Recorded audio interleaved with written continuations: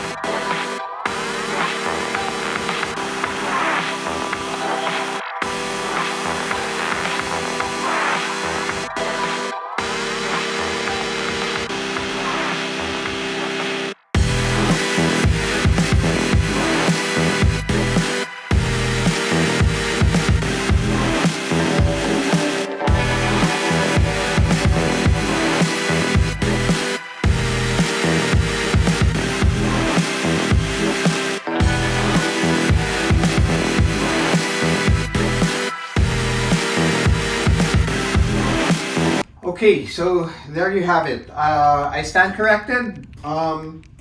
The pedals can be mounted onto the pedal plate. So now I'm a very happy old kid.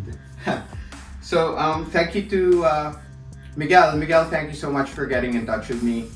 As you saw the video, you noticed I mentioned that one downside was not being able to mount the pedals onto the plate. But I stand corrected. Thank you. Yes, you can now mount them, and as you can see, this is as steady as fuck. Alright, this thing is no longer going to move. I will now be putting this into test. As you can see in the background, I'm downloading some sale, games that are on sale on the PlayStation Store. The Crew 2, which was recommended on the Sim Racing PH page. Thank you for those who replied. I downloaded first the trial version. I just wanted to get a feel of the gameplay, but I did purchase NASCAR Heat 5. For some reason,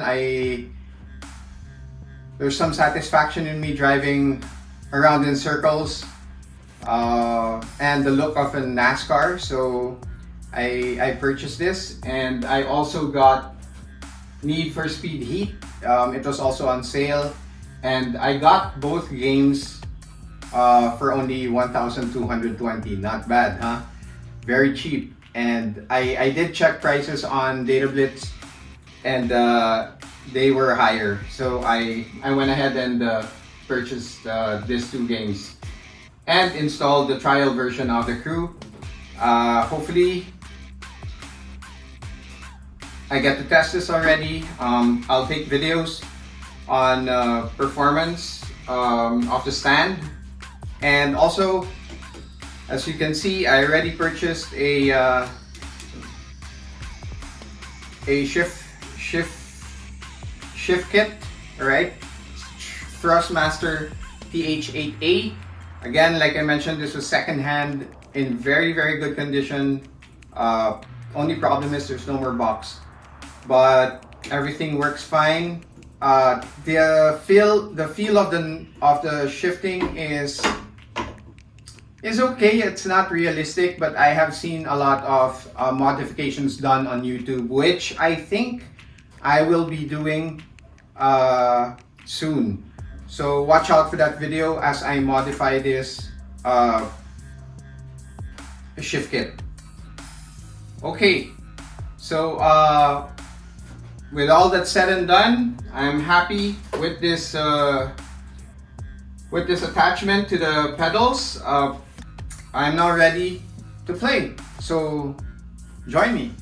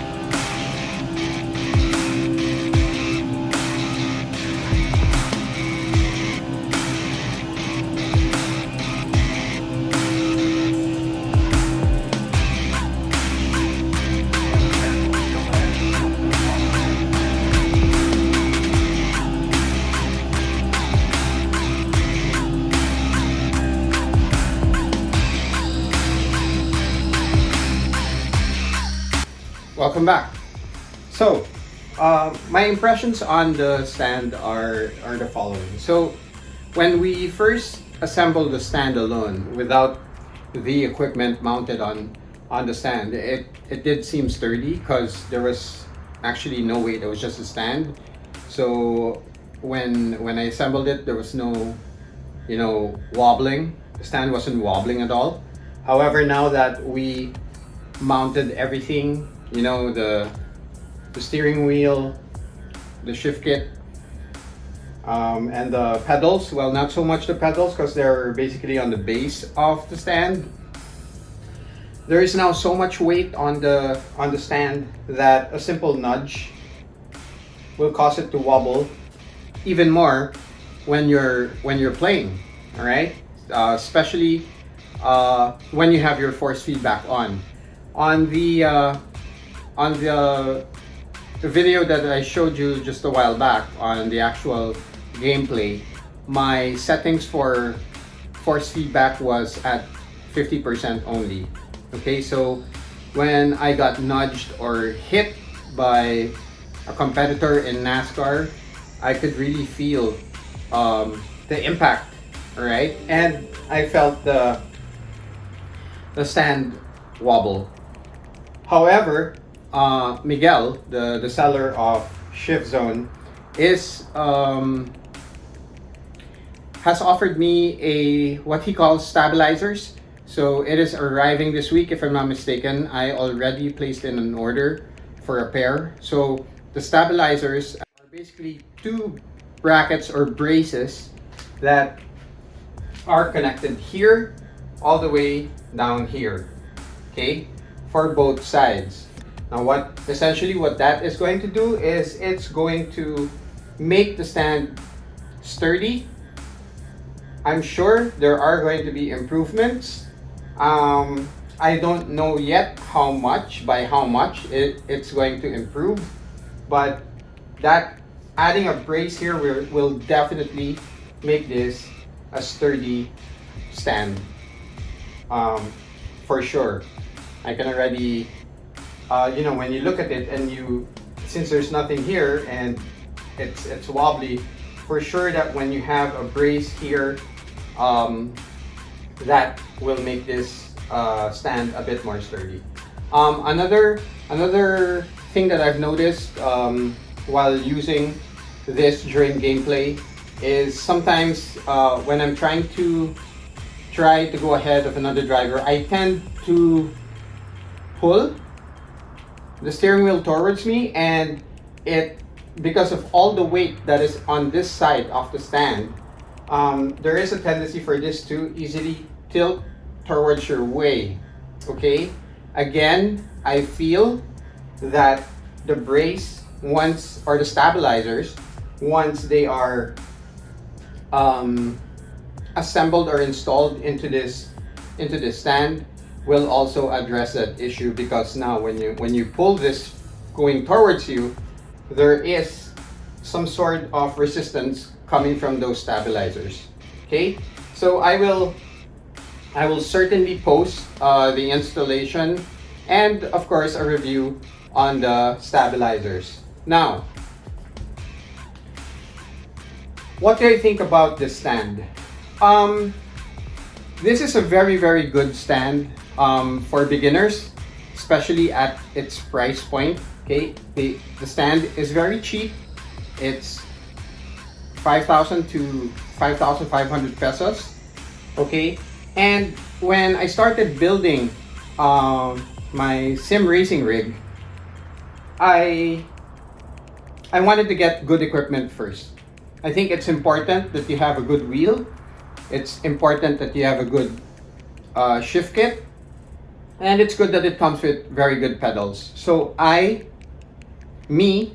invested more on the overall gears for me to be able to get into sim racing. Since all my budget went into the gears, I had very little budget to work with a very good stand. There are really, really expensive stands out there, and they are very, very pricey. So as a beginner, I felt that I would rather spend more on my gears rather than the stand, because the stand, even if it's a bit wobbly during gameplay, it still far more better than just mounting this onto a folding table. All right. I still feel that this is the better option, and because of limited budget, this is what I went with. If you are a beginner, you are on a budget, I highly recommend that you get this stand. Okay, it's not bad at all. It does the job. It holds everything very well. It doesn't, it doesn't move. It's mounted nicely. We used screws to mount everything. We didn't have to use the clamp that came with the wheel. Okay, and we were able to also finally mount the pedals. So for a beginner who is starting at sim racing and don't have the budget for a really good stand, then this one is okay. All right, and that's my take on it. Before I go, I wanted to show you how I mapped out the wires or the cables in organizing it. So you'll see that in a few seconds. So in this stage, guys, I just really wanted to give you a closer look on how I attached the cables onto the stand. Okay, so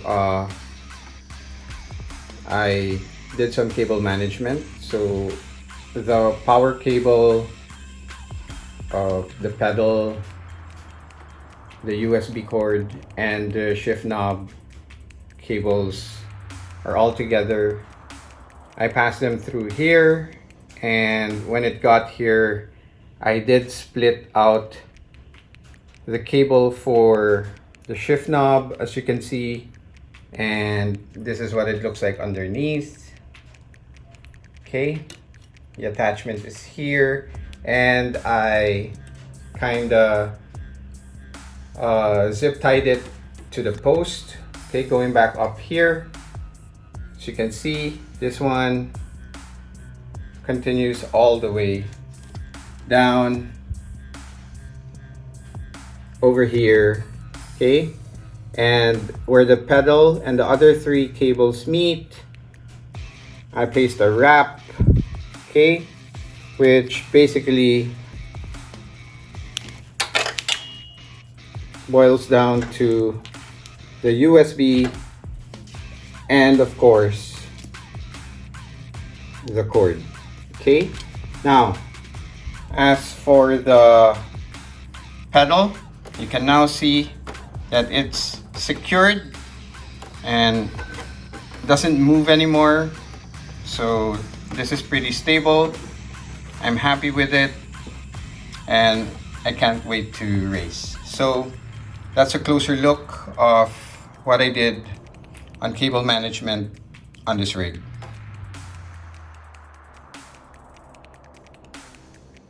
Alright, so with all that's said and done, once again, my name is Poppy Marts, and this is Poppy Marts Gaming. Thank you so much for joining me. Cheers.